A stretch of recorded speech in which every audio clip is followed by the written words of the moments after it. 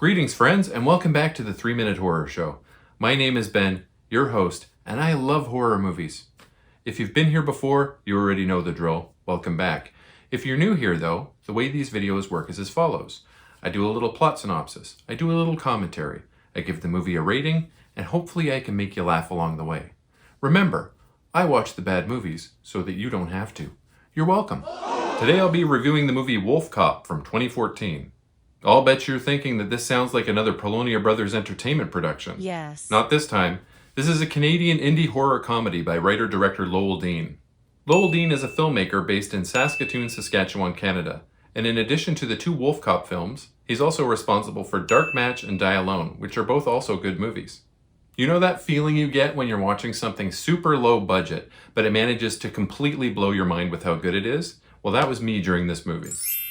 Wolfcop can be streamed here in Canada on Amazon Prime Video, Tubi, Hoopla, Plex, AMC Plus, and Shudder. Damn, that's a lot of services. Now let's watch the Wolfcop take a bite out of crime.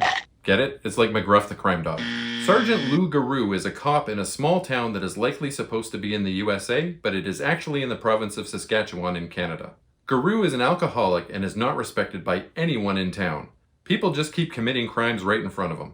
He does nothing to stop them. He's chronically late for work, and his boss thinks he's an idiot. But his co-worker Tina seems to tolerate him, and she's there to pick up his slack.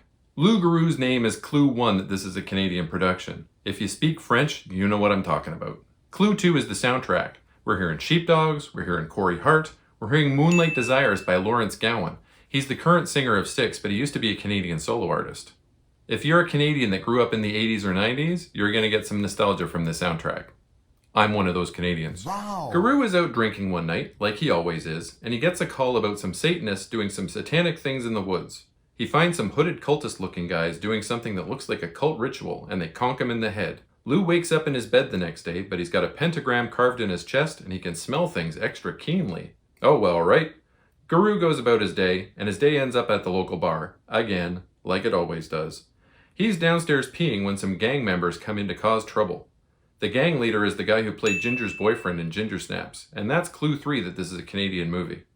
Anyways, Lou changes into a werewolf, penis first, in what looks like a very impressive transformation sequence for a low-budget Canadian picture. He totally werewolfs the bad guy gang members, and Jessica the bartender loves it. Leo Fafard, the fellow that plays Lou Garou, and if I am mispronouncing your name, please forgive me, is a television and film worker from La Ronge, Saskatchewan. Have you ever heard of La Ronge, Saskatchewan? Well, I have. I spent the first few years of my life there. It's very small. Mr. Fafard does an incredible job of playing Lou. Perfect look, perfect attitude, perfect comedic timing. Chef's kiss. Lou wakes up tied up in his friend's house. Lou's friend managed to tranquilize him, and he also got Lou's transformation back to human on tape. Lou is shocked, naturally, but he takes his newfound wolfiness in stride. He decides that he's going to go on the cop beat in wolf form, and lo and behold, the citizens start to respect him. Now he's got to figure out how to deal with this gang, find out who the cultists are that made him this way, why they made him this way, and try not to get fired from his job at the same time. There's a lot of chaos and hot werewolf cop action along the way, and there's even a love scene. This is another one of those movies that proves that old school indie horror films that use practical effects can still work today. I'm really looking forward to reviewing another Wolfcop, the sequel to this movie, as it was shot in the same area using many of the same actors. You can't have too much of a good thing. Lowell Dean, Leo Fafard, or any of the other cast or crew for that matter, if you're watching this video right now and you'd like to do a guest interview on my channel, I'd love to have you. There's lots of little twists in this one that keep it interesting. This was a really fun surprise. I loved it, and I suspect many of you will too. I rate Wolfcop 8 out of 10.